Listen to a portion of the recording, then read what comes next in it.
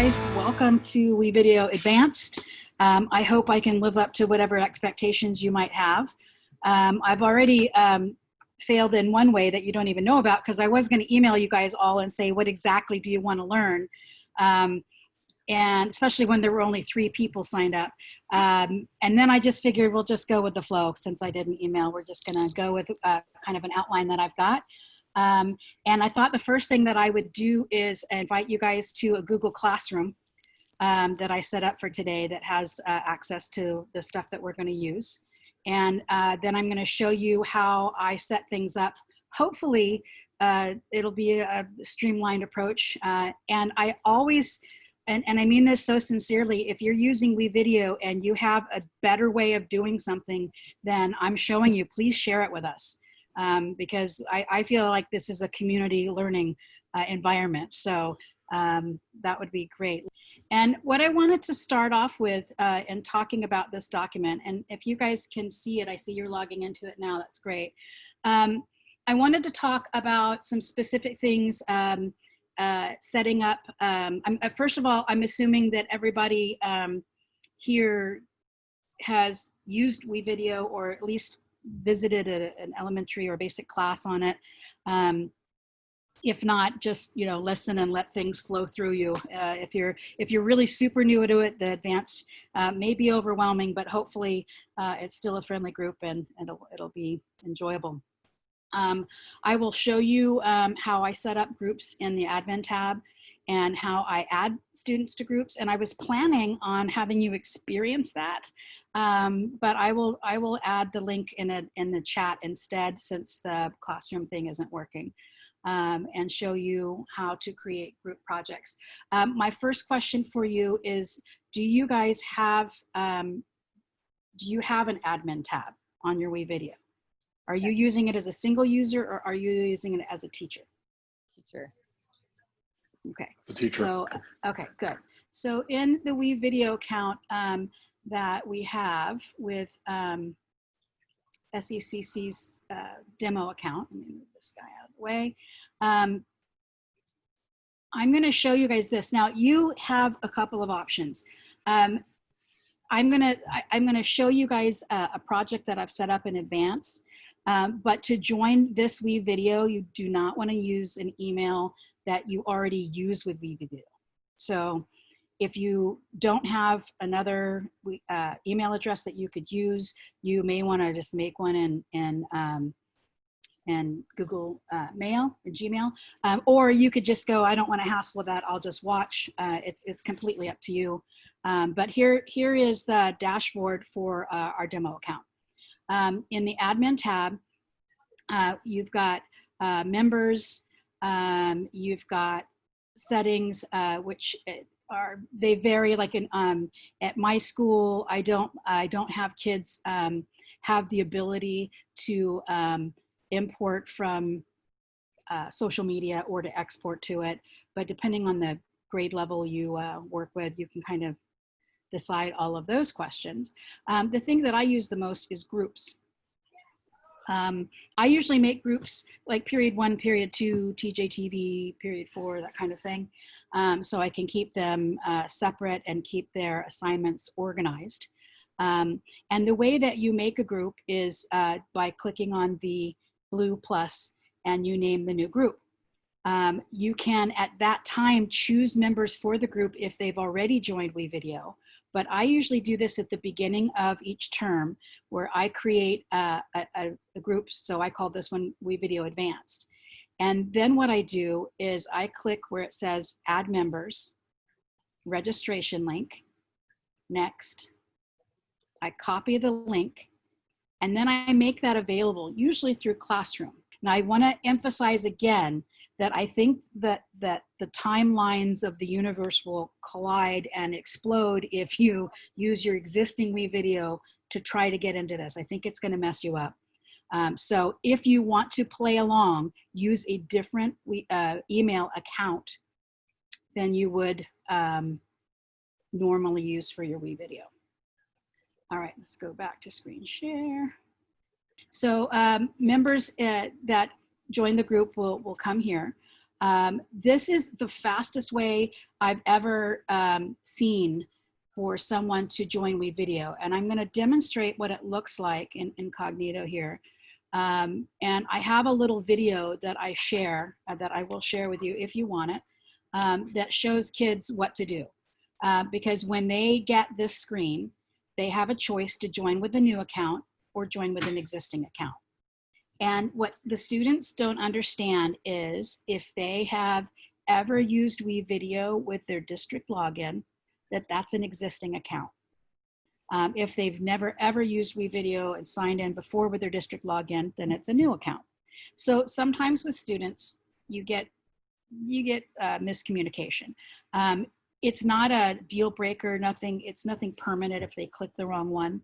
But what I like to show them is that if they click join with a new account, they then click the sign up with Google button, if that's how your district works, and then they would click on their account, and it's literally click, click, click. It's no typing, they're not entering their name.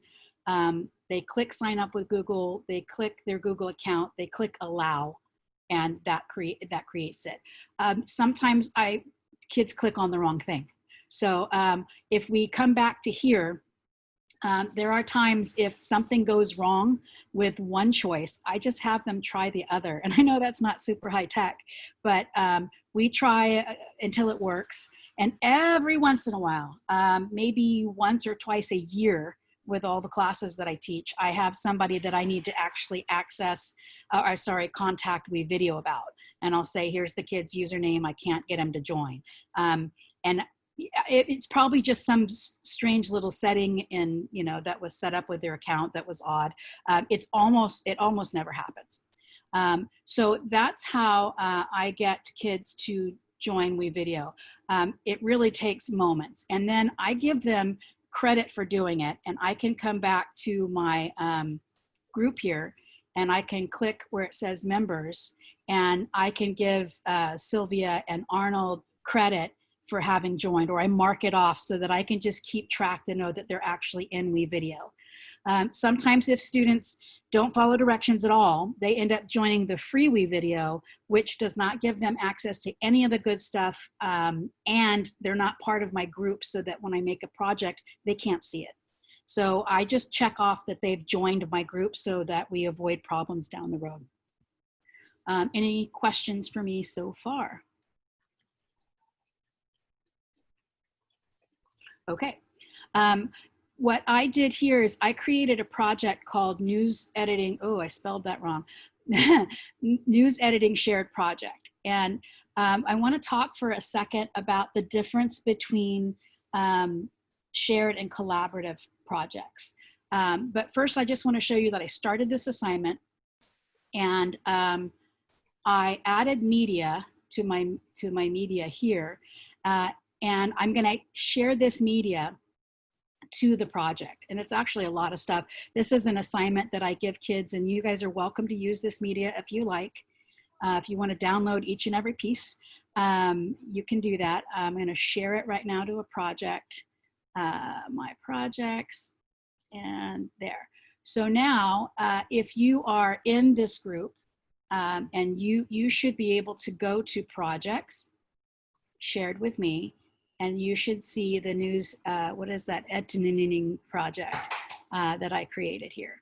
And when you open it, you should see that there's 59 pieces of shared project media. Okay, now I created this as a shared project, and I'm going to teach you in a second the difference between shared and collaborative. But the Cliff Notes version is that a shared project allows you to share media, but you each make your own video. So from a video teaching standpoint, this is fantastic because I can give everybody this B-roll and the news anchor's intro, outro, and the recorded interviews. And after teaching them how news packages are put together, I can give them this big blob of media and say, now you make your version of this news package. And it's really cool. Sometimes the kids get confused because they'll say, Brian locked me out of the project, Mrs. LaChapelle. And what they don't understand is that Brian's project is his project and it's locked to everyone else on the planet. And your project is available to you and should not be locked. So that's that. Let me go back to this little doohickey. So I wanted to show you guys a quick little video about the shared versus collaborative. So you guys can still see my screen, right? Okay. Let's see if this is.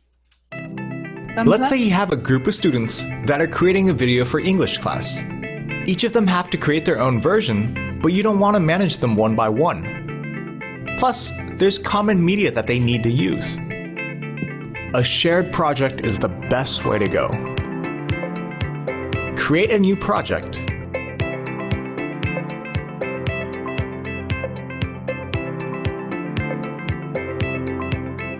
Then add all the members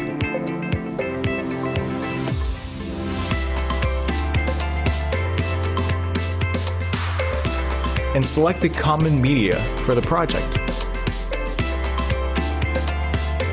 Every time a student makes a new video edit, you'll see them appear in a list. If you want to review their progress or provide guidance, simply open an edit and add some notes using the comments feature. That way, you don't have to wait until the video is finished to provide feedback. Now, even though you see all their projects, a student will only see their own work. Keeping videos private and giving you a place to manage it all at once. Let's say you have a group of students. Let's not say that again. Okay, so shared projects is what we use, I would say predominantly. I teach students how to create a shared project. And if 3 kids are working together on an instructional video, they upload their media, they share their media to the project, and then they each create their own version of the project. So it's pretty cool. It's a pretty cool way to share things. Question? Dana? Yes. So, like, I used to create all the projects because if I didn't, I couldn't access their like if a student created a project, I couldn't get into that. So, and I don't know why. If they shared it with you, if they included you in the project, then you could. So they have that ability to share it with anybody? Yeah, they can share their own projects, and it might give you a little less access. But if you're just wanting to be able to add comments like they showed, you could still do that if they shared the project with you. Now, Melissa, what I do with TJTV, my broadcast kids, is different. I insist that every project that anybody ever makes for TJTV is collaborative. And I will tell you why. Would you be horrified if I show you another short little video about collaborative? Yeah. It's okay. It's short. Here it goes. Oh, I gotta laugh. Let's say you have a group of students that are working on one video together. All of them will share media with each other and take turns editing the video. A collaborative project is the best way to go. Create a new project and add all the members. Each one of them will be able to see the progress and have a chance to contribute to the video. Let's break it down.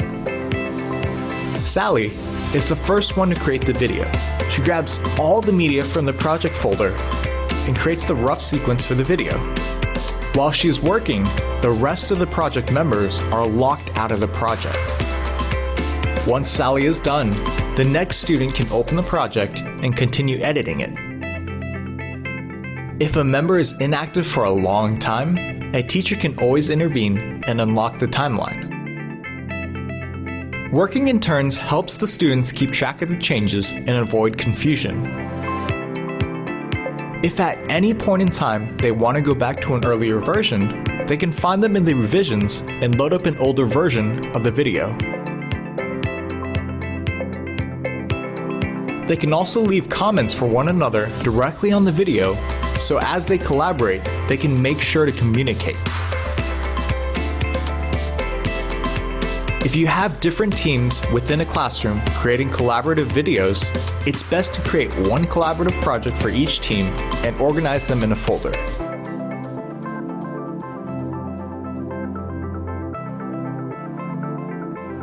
This way, each team will not see each other's work, and you can still manage all the projects in one place. Another option is to create one collaborative project and make placeholder edits for each of your teams. Keep in mind that in this case, teams can see the work that others do. Contribute, iterate, and create great videos together. So the collaborative is important to me from the broadcast standpoint because if somebody starts something that we need in a particular show and something happens, they're not there, they're sick, they're, I don't know what, they just run out of time, they can easily contact another team member, or they can contact me and they can say, I'm not going to make my deadline, I need help. And then we can assign help and everybody can get to what they need to get to without there being a problem. We used to have issues where if somebody made it as a personal project or even as a shared project, if their version is in their WeVideo and then they leave the classroom and it didn't download or something and we need it for that day's show, we've had a lot of issues that were solved by that were solved by making everything collaborative. And that also helped when we were doing our distance learning show. That it put an enormous burden on editors since we normally do a live show. And so we had one editor put the sequences together. We had another editor when he was done or she was done that would go in and do all the lower thirds. We'd have somebody else that was responsible for the credits or what have you. And that helped to break the workload up. Questions real quick, because I've got a couple things that are super excited that I want to tell you about. You have any questions about collaborative?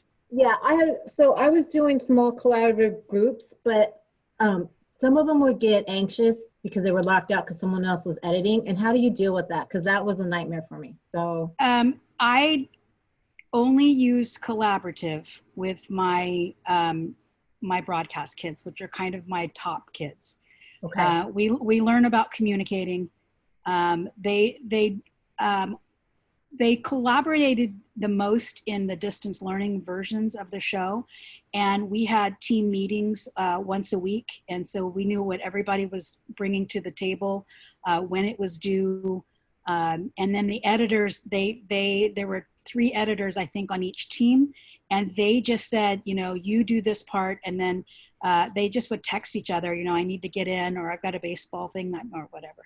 Not that baseball exists anymore, but they've got something to go to. And so they would just communicate. I don't think I would use it class-wide very often for that same reason, because if Abby's editing, what am I doing? I'm sitting there waiting in the classroom for Abby to edit. So I'm going to start getting up to no good is what I'm going to do, because that's the kind of kid I am. So in a class, in a broad sense, I use shared. I only use collaborative for the broadcast stuff. That's pretty much it. Here's what's exciting. Check this out.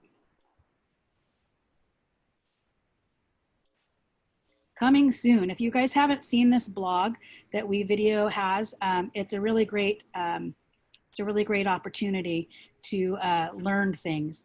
And they are getting ready to do real-time collaboration.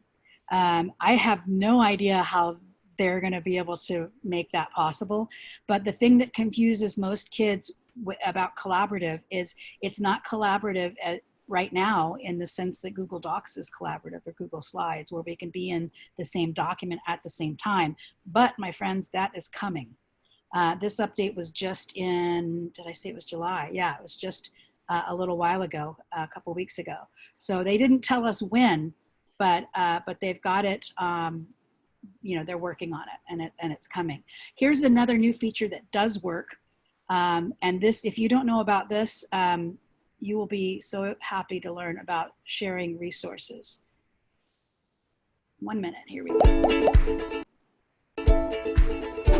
Hi everyone, I'm Emily from the WeVideo product team, and I'm so excited to share with you one of our newest features, linked resources. When you're creating a video either by yourself or with a team, there are times when you need more than just your video content.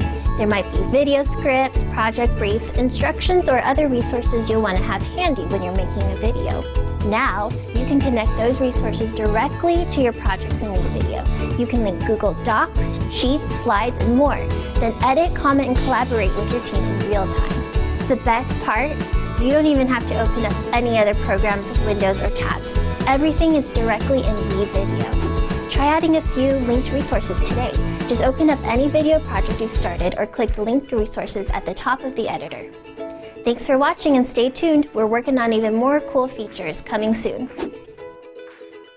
True that. I'm super excited. This is an example. Linked videos is something that one of my kids showed me. WeVideo constantly improves, and I don't even pretend to think that I can keep up with it.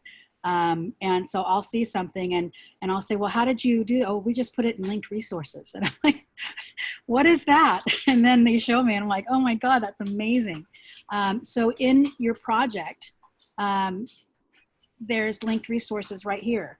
And you can add any of those common elements that your team might need. Or that, as a teacher, you could put outlines, you could put rubrics, you could put anything you want in there. So I think linked resources is a game changer. Really excited about that.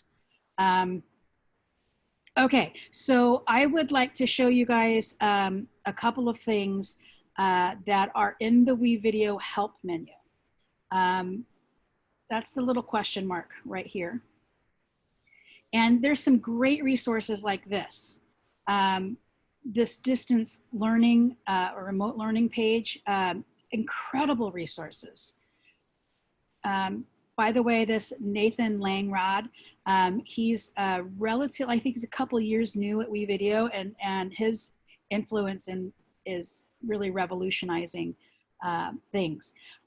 Okay, so the WeVideo Academy has tons of short little videos that you could include. You don't need to even make a screen capture.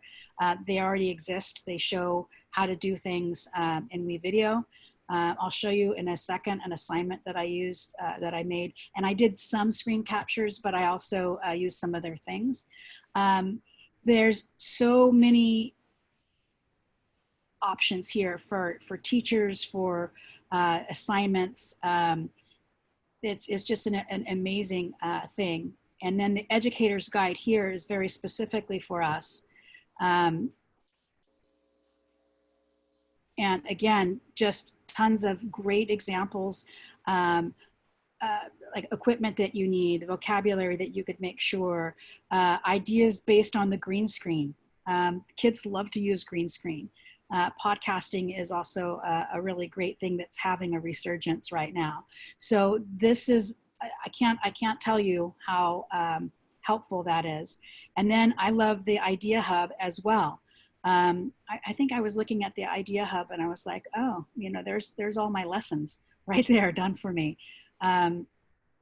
They have really excellent examples for all grade levels. It's not just this older kids. So I would really highly encourage you, not only these things that pop up, but when you go to the help section and you go to, there's some help videos here. See More is where I like to go.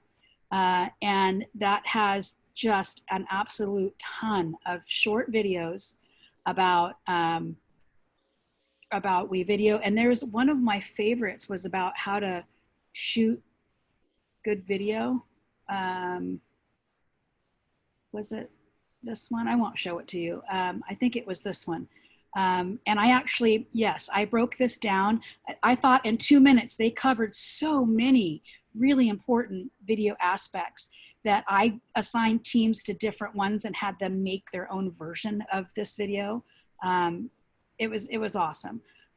So they've just got a tremendous amount of things here. And then something that I don't know if everybody is using or not. I think it's amazing. Wait, kind of in a weird spot here. Where am I? Let's go back to my dashboard. Okay, so in the help section is this tutorial. Have any of you guys used it? Ever? Okay, so no matter where you are in the tutorial is like its own separate little land. So if you use this with your students, you just need to remind them to go back to the question mark to pick up where they left off. And you'll say, start tutorial. I took the guide where it says get the guide. I saved a copy of this and I modified it in some ways because students at my age group, they don't actively dive into written content and find their way through. So sometimes I highlighted certain things or, you know, kind of said start here or something like that. But the tutorial is fantastic. It comes with media that's professionally shot, and it gives you the guide for your kids that can read and follow directions. They can do this completely self-paced. If you're new to WeVideo, if you read the directions and do the pro tips, in one assignment, you can come out of, you can go from being brand new to WeVideo to knowing what you're doing in WeVideo by reading the assignment directions. It shows you things like how to organize your, my gosh, where's the thingy? They've changed it on me. How to organize your media, which I am not seeing that button right now. Okay, that's that. Yeah, by, we'd say like by name.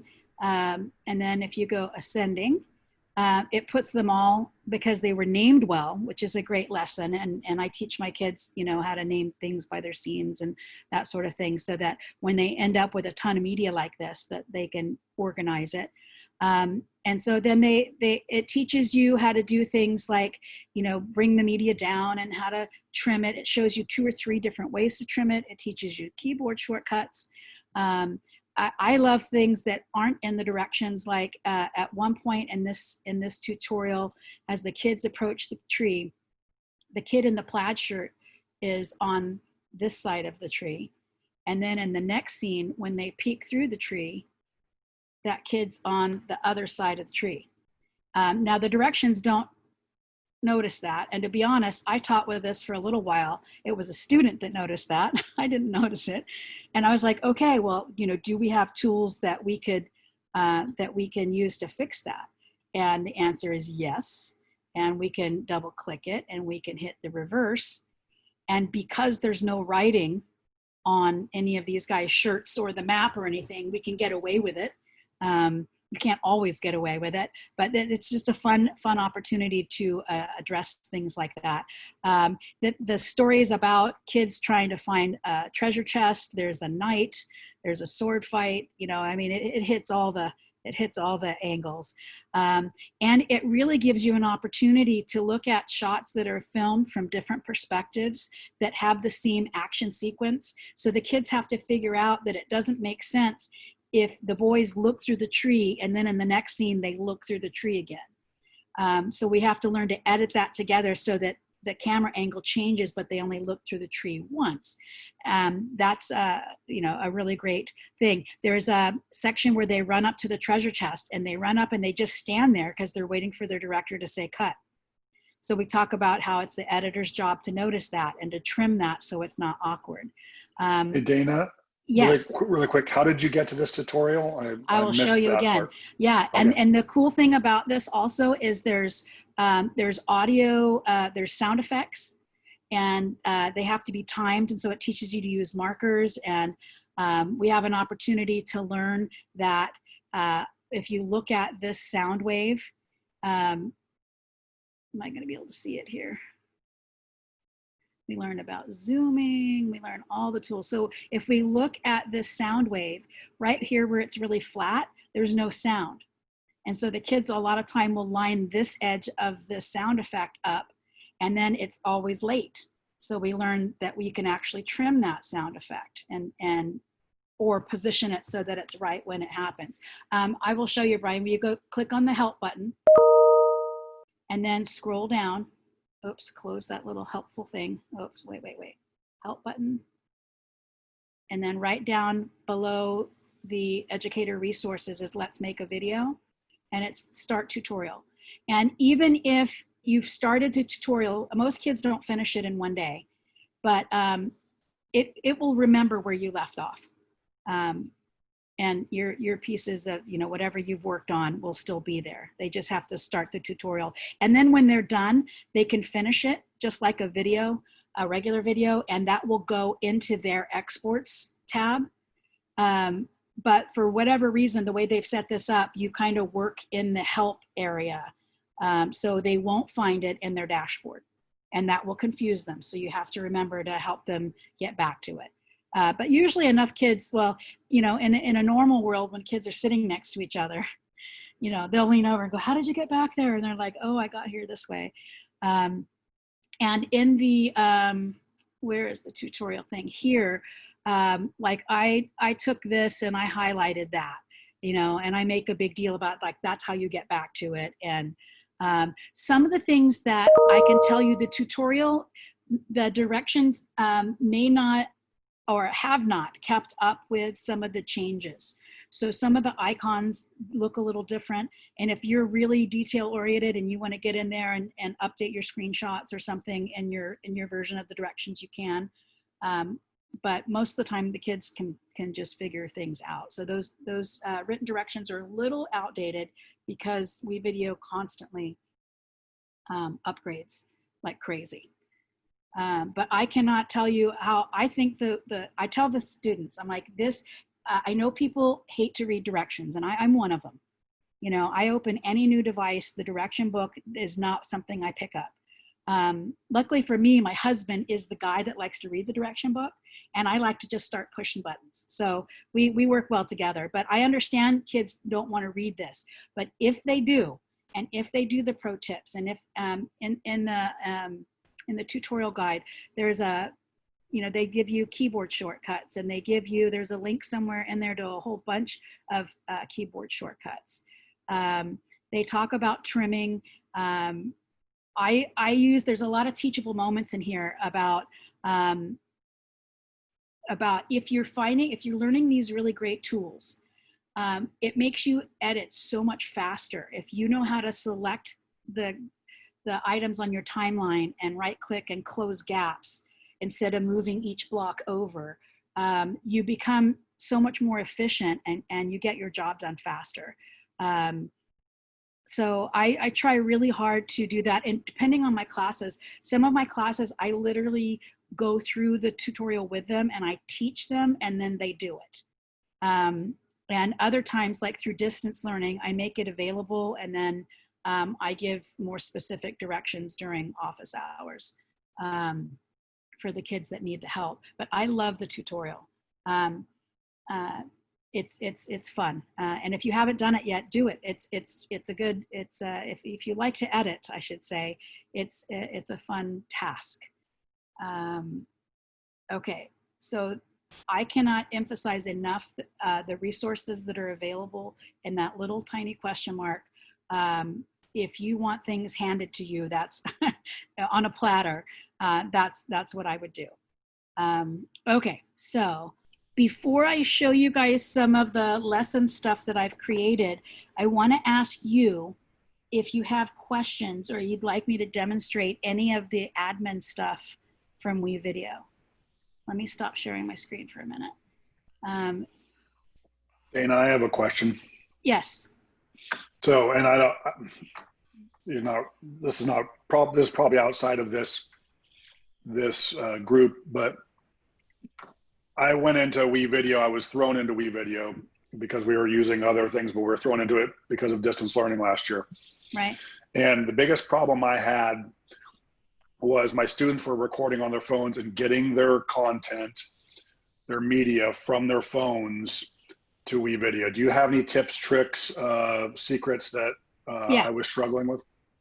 The two ways that I primarily suggest to kids to have Google Drive on their phone. And if they upload directly from their phone to Google Drive, And that then works. pull it down But off of. there's also a free WeVideo app. And So is the feedback I've heard is that that app is kind of buggy. Is that, I mean, I don't use the app to edit. right. Unless you were desperate, why would you? Right. The cleanest order of operations for me is upload to Google Drive, and then when you're in WeVideo, you go to Media, upload from Google Drive, show it the folder, and you're good. So that's the cleanest way. But going from your phone to WeVideo app, you can also upload that way. But the WeVideo thing is weird because if you start editing on your app, you cannot get it on your computer. Right. But if you do it the other way around, if you start a project on your computer, you can access it from the app. So it's, yeah, that way it's kind of wonky, and I wouldn't recommend using the app unless, you know, you're on a desert island and you had no computer.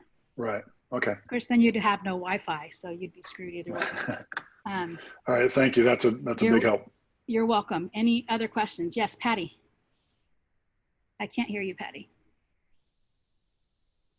In the tutorial, does it talk, should I go there, or can you just tell us really briefly how to best organize all those folders? That's the biggest thing, is I just have so many videos up there, you know. You mean in your media? Yeah, all my media, yeah.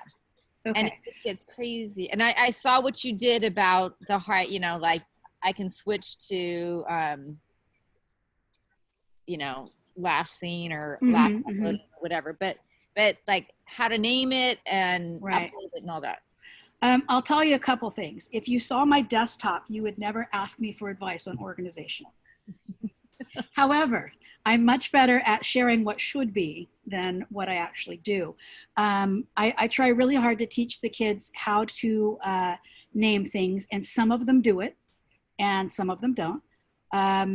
What I tend to do, I teach my students when they're shooting video to shoot each scene a minimum of 3 different ways, or from 3 different perspectives, so that they've got good variety of shots that they can edit together, and it looks super pro.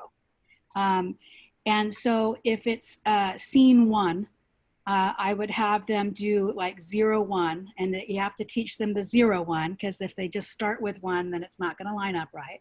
But if you do 0, 1 underscore, like they would do underscore W for wide shot, or underscore M for medium shot, and then maybe 2 words of what's happening, like walking to door or something like that.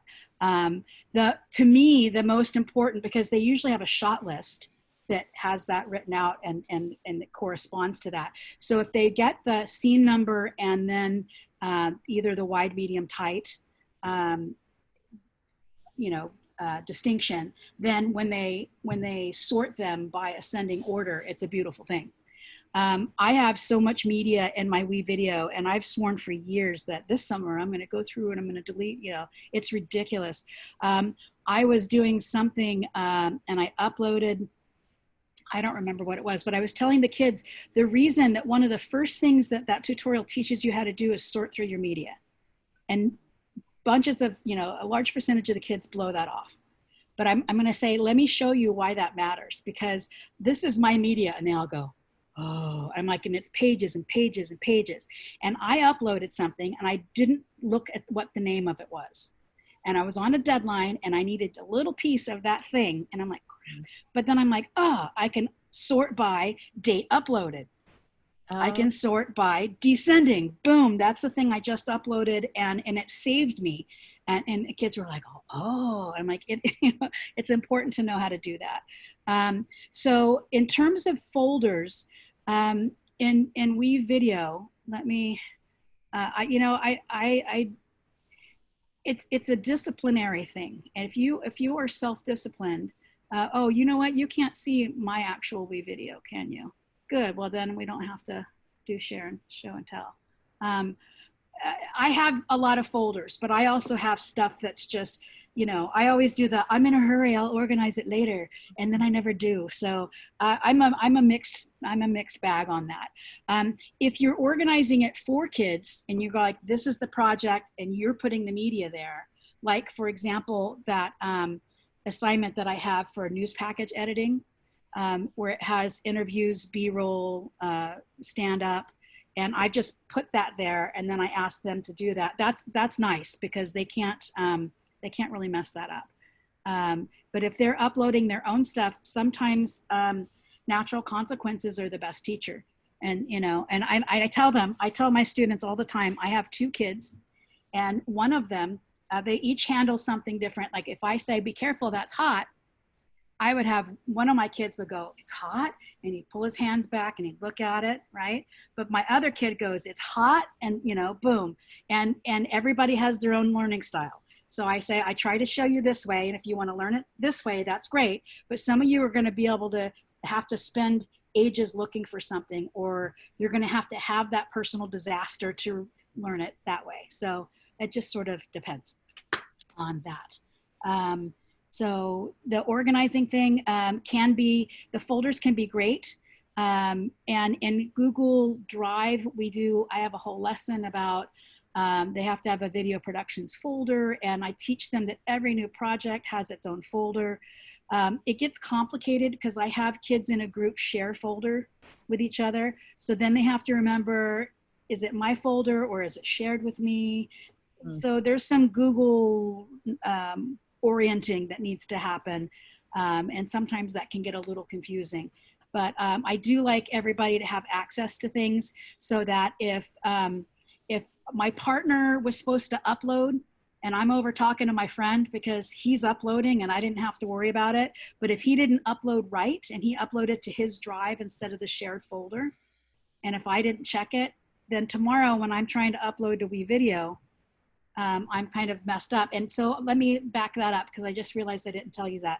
I usually have my students upload first to Google Drive because I don't want them to upload every piece of garbage to WeVideo. WeVideo has some storage limitations that sometimes you might run into. And so I have them upload every piece of garbage to their Google Drive, and then they go through it and they evaluate it. And then that's when they really tighten up the naming.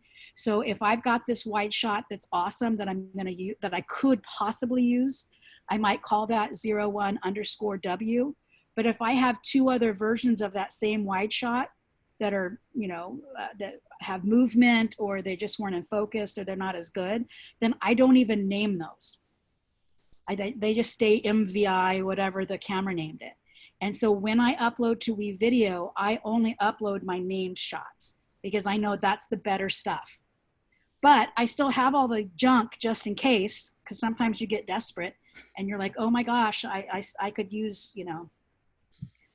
So I don't know if that helps at all, but I have them upload everything to shared folders within the group. And then they evaluate, and it's just based on, could I use part of this shot? Doesn't mean the whole thing has to be perfect. Could I use part of it in an edit? And if the answer is yes, then they name it accordingly. And then they just upload those named shots to WeVideo. Okay, I see you've got a question. You need to unmute, Patty. I'm being so good to mute it. I forget to do that. That's great. So the students themselves, will they create the folder in a shared, in Google Drive, like a shared folder? They do. And yes, it's not a perfect world. It can get confusing for some kids. Some kids don't understand that if I share something with you, Patty, if I delete it, that you no longer have it. And so there's a lot of instruction that needs to happen with that. There was a really great question about renaming files in Google Drive.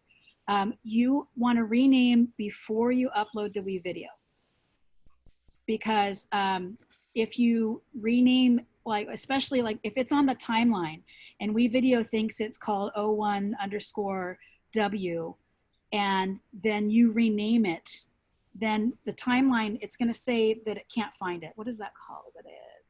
There's a red thing and they say, oh, I can't remember what the message is. We have that issue with Adobe Premiere. It's linked assets. Yes, yes. Yeah, I can't find the file or whatever. Yeah. I was just hoping, oh, maybe it's smarter. Yeah. No, I mean, it's, if you look at it this way, you're telling the program to access this specific file that's in this specific location, and it does that, and then you go change the name of it. You know, then it's blind. It's like, that's not what you told me was supposed to be there. So yeah, I can't do it in Premiere either. I was just checking. Yeah. Yeah. Well, God, wouldn't we all love any program that could know what we were thinking or what we meant to do? That would be fantastic.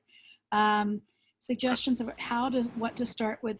Okay. So Sylvia, your question is a great segue. She's asking about how to start with new or younger students. I'll show you something that I made.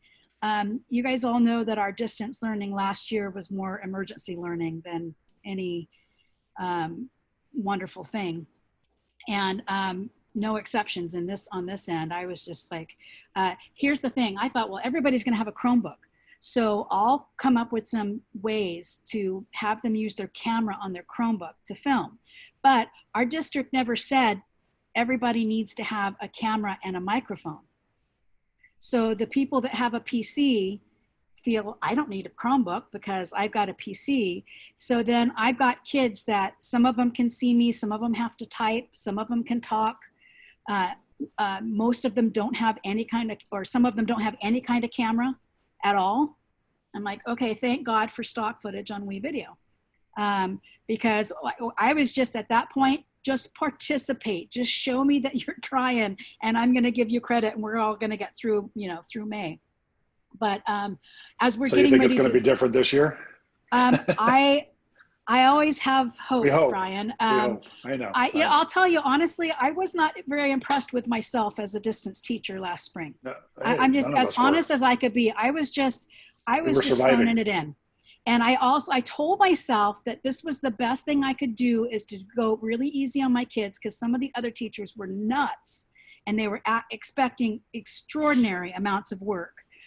So I told myself that it was just nice. It's an elective class. Let's just check in. Let's just try. No, I'm hoping to do a better job this time around. Same. But let me show you what I have. What I made. And I think it's really helpful for young kids or new kids. So I made what I call the WeVideo game board. And I stole this from somebody. I saw something online and I'm like, this is really cool. And so I made a little video that talks about how to do it. And then the actual game board is like this. And the only thing that's game board is that they're squares. It says start here. It's not, I mean, I could get really fancy and actually have this be more like a game board. Oh, my resize thing isn't working. So what I've asked them to do in the directions is, on every single one of these squares, the help button is a little video that shows them how to do what that square is supposed to teach them. So if they already know how to do it, that's great. And I ask that when they get done with a square, that they fill it with color. Where's my little doohickey? No, here, no, can't see it. Can't see my bucket. Anyway, they fill it with color so that they know that they did that square. And so I, start by joining the group in the classroom, making sure that they know. My kids always try to use that same link to access WeVideo instead of just going to wevideo.com. So this tells them how to start a project, how to make sure they're in storyboard. Usually that should say timeline mode. Then we talk about exploring the essentials library. And so each little box is one thing. And it's like, this is how you add clips to the timeline. And they don't make a video for each one of these things. They just say, I did this. I clicked on help. I saw the video. I tried it out. I know how to do it. Then there's 4 different ways to cut or trim your clips. This would be a great quiz if you wanted to do it for after the tutorial. So this is like how I have them upload to Google Drive. And then upload to WeVideo. So all of these things are just separate. And then in the middle, I ask them to complete the boxes. This is telling them how to use the fill tool. This shows them how to do it.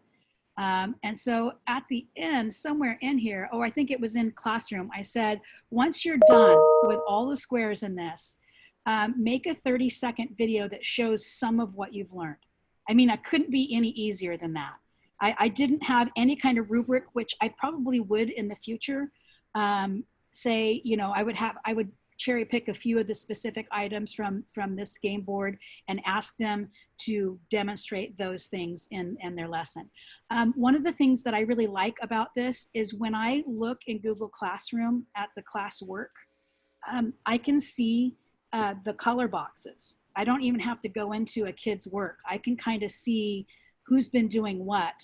Let me see if I can show you what I mean. So that if I see that there's a kid that's not doing anything, I can check in with that kid.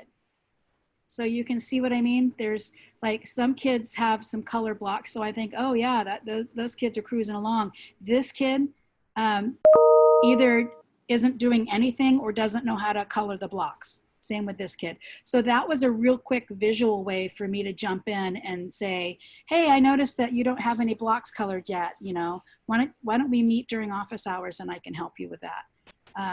So that was kind of helpful. So I have WeVideo Game Board Level 1, and I also have Game Board Level 2. And that teaches more things like linked resources, brightness and contrast. It gets a little bit more evolved. Keyboard shortcuts, templates, that sort of thing. So I'd be happy to share these. I stole it for, you know, and modified it, so feel free to do the same. Any questions about that stuff before I show you something else? Since only 2 of us were able to join your Google Classroom, are you going to leave that up, or do we have to save everything real quick, or? No, if you guys have access to the, oh, I need to stop sharing. If you guys have access to that first document, it's in the chat. Abby already said, here's the doc again. I will convert the stuff that I have in Classroom. I will turn it into links on that document. So it won't matter what district you're in. And I'll try to remember not to bother making Google Classrooms in the future for this kind of environment. Thank you. That makes me feel better about starting. Thank you so much. Yeah, no worries. And so I really think that especially if it's younger kids, you have to be careful about planting the seed of any type of race or competition, because then you'll get kids that just color things and don't actually do them. But I mean, you could actually teach the block, you know, here's the little video, now let's do it. And you could do that in real time. Or it could be great for the kids that can work through on their own. Okay, so let me see what else I wanted to share with you. I have, okay, so when I had all these kids that didn't have, they didn't have access to anything, it seemed, but I'm supposed to teach them video, and I'm like, I felt like I was really frustrated, because a big part of what I like to teach in video is camera work. I like editing too, but I'd like to think that there's more, that there is more to life. And so what I'm planning on doing that I haven't done, because I'm not working right now on anything, but I'm planning for the fall to have some specific lessons about wide shots, medium shots, and then I'm going to invite the students to shoot the shots if they've got access, or to find an example in the stock footage. That's what I was going to show you. So stock media is phenomenal. You can search on anything. And it's a lot safer to search kittens in WeVideo stock footage than it is on Google. Had that embarrassing opportunities here. But so I create, there's an assignment called Feel Good. And it just gives kids the opportunity to bring footage down to the timeline, to add audio that they like, and to get used to trimming.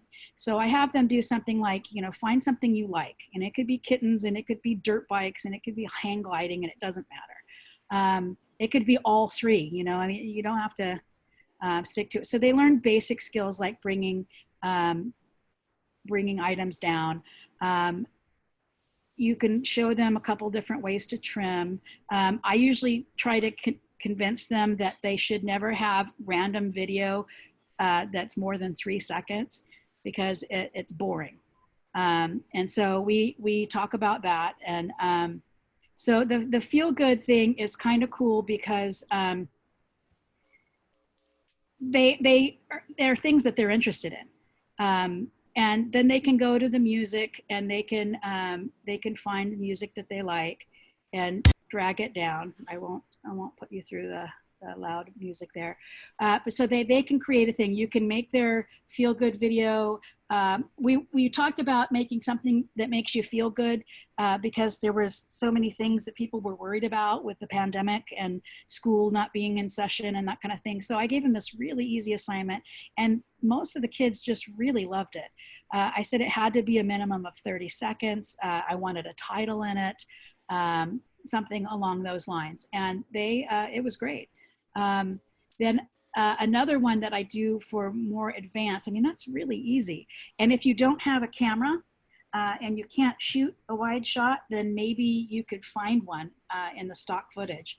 I'm not exactly sure how well that's going to work out because it's not like you can search for wide shot, you know, in the stock footage. I was going to show you another thing. Here's that link. This edit to the beat sample. Let me show this to you real quick.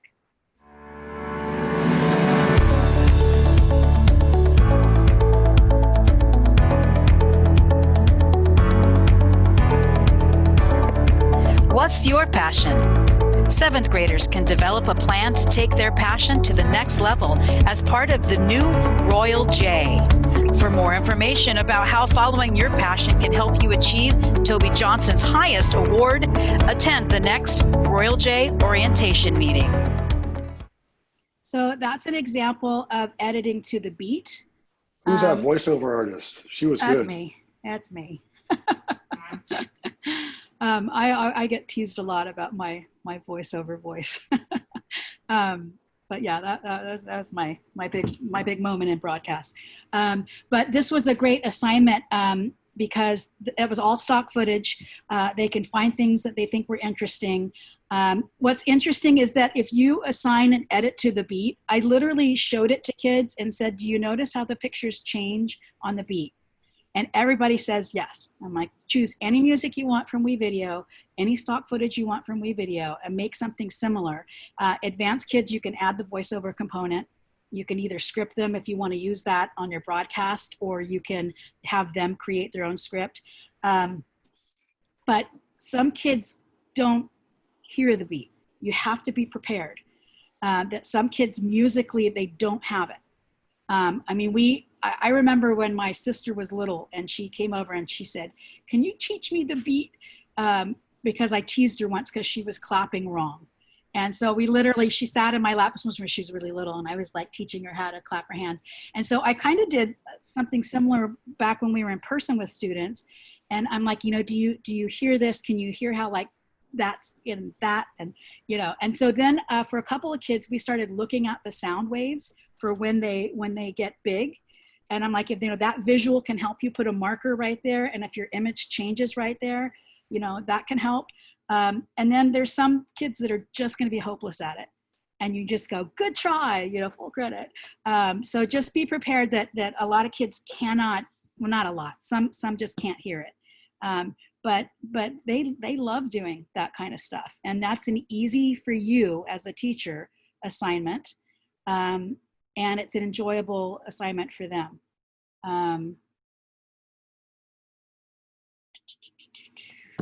What else you got? Ask me more questions. What you guys got? What are you starting with, Brian? What's that? What are you starting with in the fall? What are you gonna do first, like for your broadcast? Oh, for my broadcast, I'm hurting because we shut down right at the time, the end of the third quarter into the beginning of the fourth quarter, where I start training my incoming students on how to do everything. Yes. So I'm starting from zero. Wow. And then, so I don't know about broadcast. My intro students, I kill them with PowerPoint for the first couple weeks. Really make them bored. That's cruel. Make them take notes. We break it up with some little mini lessons in between. But my broadcasts, it's going to be a long ways off before we start producing good stuff.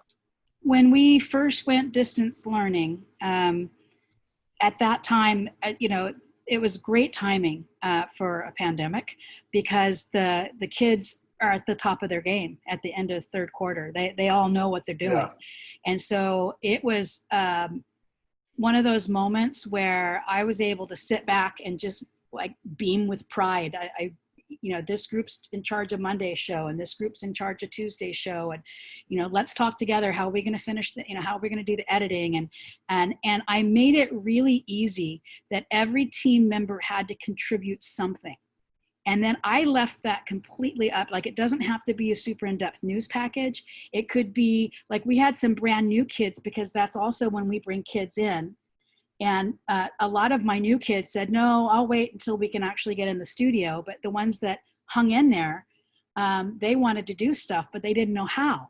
So it was awesome, because I modeled team meetings. And then, then the kids took over. And so we'd go through the little Zoom group, and they go, okay, Brian, what are you going to contribute? And it's okay to say, I don't know. And if Brian says, I don't know, then the team, we come up with something. Well, what do you like, Brian? Well, what do you have? Do you have access to a camera? He's like, yeah, I have a phone. And so it worked out that the kid, they said, well, can you go just shoot some footage of the park in your neighborhood? And, and he's like, what if nobody's playing? I said, then there's a story about how nobody's playing because of the pandemic. And what if they are playing? Well, then there's and the story was like 2 or 3 lines. So this kid's contribution that his friends helped him think of was just to go shoot some footage. And the first time he shot footage, it was so horrible they couldn't use it. And so they came back and they said, Mrs. LaChapelle, what do we tell him? And I said, well, what would I tell you? You would tell us that, that you appreciated the effort, but you needed to go back out and really concentrate on staying still. Yeah, vertical video that doesn't work. Yeah. So I'm like, so you tell them that. And long story short, they put together some incredible shows. I mean, some of the best shows we've ever done. And I had nothing to do with any of them, other than watching to make sure that they didn't cross any lines. The kids that could really make little packages were just going to town. And other kids could do something as small as, I wrote something about National Hot Chocolate Day. And somebody goes, oh, I was going to cook, so maybe I'll do a how to make hot chocolate. And they're like, oh, that's great. And that, that they did that. I don't know what's going to happen this year. I usually do a boot camp in the summer. I have opted not to do that because my personal life right now is really busy. And so I have some kids that know what they're doing. I have a bunch of brand new kids that don't know anything. And I don't know if I don't feel like it's realistic to expect the same productivity, because at that time last year, everybody knew what they were doing. So, except for a few, like there were a few new kids. So it's going to be interesting. So Dana and Brian, here's a question for you. Since you're usually doing daily broadcasts, that's usually what I do too. I kind of took a big step back and said, we're going to do weekly instead, at least when we get started. That's what I'm doing. Does that seem reasonable? Yeah. I think whatever you can do and still bring the experience of creating broadcast to your students, and you still bring news and information to your school, that's reasonable. Whatever you deem reasonable is reasonable as the media guy. My kids really wanted to do the daily. I would love to back that down a little bit. I would also like to talk to the folks that are planning right now what our first couple of days are going to look like. TJTV has always gone live on the first day. And even though we weren't live as distance learning, nobody's really contacted me with an expectation, and I don't know whether just to leave it and like not bring that up or what. I'm not really sure. Yeah, Matt. Couple things. One, I'll be honest. There's some selfish reasons why I when we're in a normal environment, we're live, and that is to drive habit. And we broadcast every second period, and that's why we say DC Daily, where the news comes second. And so the kids get a kick out of that. But it's to drive that habit of the beginning of second period every single day. The program comes on. Without that physical presence of needing to have the TV turned on every day, I don't see a point for a daily. And I think we can get more in depth and cover deeper, more in depth issues with a weekly than we can with scrambling for a daily, because dailies require so much content, and it's so we just it takes a little bit of the stress off, and I think we can go a little deeper. So that's my feeling. One thing you guys, our principal had mentioned is that, since we won't be in school, they won't have the ability to do like the daily announcements, even audio, graphics. So they said, hey, if you guys are able to push something out, not even twice a week, but almost daily, even if it's just, 3 graphics and music or a student just saying, and now a few words about just to play during that whole, but definitely not a full show. We did a couple, Matt, and they are a little cringy from last year, but they just needed some placeholder. And so WeVideo does have some daily announcement templates if you just needed to drop stuff in fast. That might help you spend more time on the shows you want to submit someday. Yeah, I agree. And I think that that's a really good thought. My kids, our culture is so locked into that 4 days a week show that maybe we should do, 3 announcement type things and 1, more robust show. It's a good idea. I don't know. We have to have meetings, and they get to decide because they're the ones doing all the work. Dana, they called it Tiger Quick Bite, and then so everybody would know that this isn't our regular show that we usually do. So it's they even put an abbreviated open, Quick Bite, and then the full thing. That's really cute. I might steal that. And sometimes one student just did it from home, scripts from the phone, slapped in a few graphics, and that was it. But Cool. I've been using WeVideo to make Flipgrid and Edpuzzle videos, just to make them a little bit more polished. And that might be something you could have your students also do for another class you have. My favorite thing ever is to have kids create curriculum. I just think it's the best thing ever. One of my broadcast kids saw the WeVideo game board, and he's like, we should have something like that for TJTV. And I said, how would you like to take that on? And who would you like to work with? And they made 2 different game boards for TJTV, and this is how we do this, and this is how we do that. And it was fantastic. And you have no idea how much time you just saved me. A+ for you. So I love it when kids get involved and make screen recording videos and use narration. It's fantastic. Okay, do you guys all know how to do the green screen effect on WeVideo? Yeah, okay. I wasn't sure if you were interested in seeing anything that the basic didn't cover. I don't know how to do this green screen effect. Is there a video I can look at for that? Or? Yes. Remember the question mark I was telling you about? Okay, so look there. Okay. I can just say that then and not share that. Okay. And if you search in the stock footage, you can search for green screen to play around with it to have some samples to there's use. There's some that somebody swipes their hand through some sand, and whatever image you have on the timeline underneath that will appear. It's super fun, super fun. What else can we talk about? What else? How are you guys going to do your expectations and your grading for the distance learning? That's starting in what, 2 weeks, 3 weeks? What do you think? I don't know why grading would be terribly different. I mean, I don't know how everybody else does it, but I grade on a 4-point scale, exceeds, proficient, and all that. And that's going to be the same thing. In fact, a lot of the rubrics aren't going to change at all. I still expect the same things. It's just going to have to be a lot more specific to how I present the information is going to change, but I don't think the grading is going to change. Yeah, so I'm doing, you know, it's always been project based. The only difference is it used to be group. I used to have a combination of the group project and an individual component, and now it's all individual, right? So they're going to have to do it all, which there's some benefit to that. I mean, they get to learn all, because in group work, the kids would be like, oh, they're always the best editor, so they'll edit, and I'm just going to focus on shooting. And so there's, you know, having to work all aspects is going to be good. I have developed rubrics.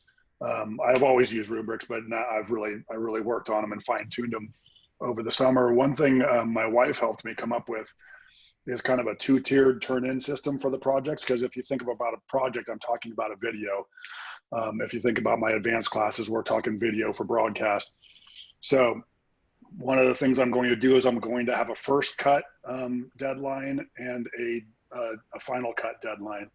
And students can choose to bypass the first cut and just turn in a final cut, and they'll get what grade they get. If they turn it in on the first cut, I will review it. I will give them record a video, a screencast where I say, hey, look right here in this video, you should probably do this. And then I'll give it back to them with a grade that they can then turn around and redo for another grade later on, a better grade later on. Because there's also the component of, I also have my students critique everybody's videos, and I put all that up there, and they go through and critique. So there's always good information beyond just me, but I'll give them my opinion and my grade, and then they can take that along with the students' comments, and they can redo the video for a better grade later on. That's Brian, that's a new thing in instituting. How much time do you give them between first cut submission and final cut submission? That's the part I'm still noodling through, but I'm thinking, I mean, obviously for my for my sanity, like a week would be good, or like 5 days would be good. But to make it a little, so there's not so much dead time in there, probably 2 or 3 days. I'd like to try to get them back information in a couple days and give them an opportunity. So I haven't perfected that yet, and I will be creating it as we go through this year. But that's a new wrinkle. If I make a folder on this same document, would you guys like to share rubrics? Yes. Kind of a give one, take one? Yeah, I need to have editing privileges though, I think. Well, if we all just put in view, then you can just make a copy and then you can go to town on it. Yeah, that's a great idea. Yeah. Sylvia, okay. did you have something, Sylvia? Because I'm a computer resource teacher, I do 4 through 6. Well, I do 5th through 6th, but I'm going to try to do 4 through 6 this year. So, and it's kind of an elective. It's like a reward, right? They apply and stuff like that. So I don't really give grades. I give feedback, and they have final projects and stuff. That's okay, right? Because I'm not responsible for their grade, and it's a reward for all the hard work they've been doing throughout the year. Is anyone else in that position, or are you all giving grades? That's great. It'd be fantastic to not have to grade them and just give them verbal feedback. That'd be awesome. So yeah. I'm jealous. Yeah. Well, but I have to give them computer grades. So I'm also teaching the whole school computers. This is just a separate class that I added on to my schedule. Are you after school, Sylvia, or is it during school? So it is during school 1 day a week, and then it was during early out. I don't know what the schedule is now because they have rewritten the CRT MO, and I'm only supposed to really help pre-K through first for the first month to figure out how to log in. And then after that, I can resume my regular schedule.